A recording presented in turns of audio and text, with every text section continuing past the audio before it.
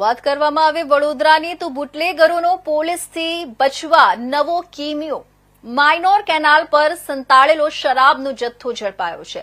વડોદરા ખાતે તહેવારો ટાણે દારૂના શોખીનોને માંગ મુજબ સ્ટોક પહોંચાડવા બુટલેગરો સક્રિય થયા છે અને પોલીસની બચવા અવનવા પેંતરા અજમાવી રહ્યા છે, જેથી પોલીસ પકડથી બચી શકાય, પરંતુ પોલીસ પણ બુટલેગરને માત આપી રહી છે।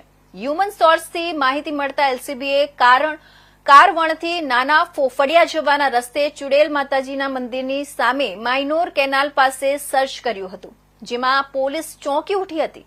સંતાડી રાખેલો 8,59,000નો દારૂ બિયરનો જથ્થો મળી આવ્યો હતો। પોલીસે પ્રોહિબિશનના ગુનામાં સન્ની ઉર્ફે લાલુ રાઠોડ સહિત કાયદાના સંઘર્ષમાં આવેલા 3 કિશોરોની અટકાયત કરી આગળની કાર્યવાહી હાથ ધરી હતી।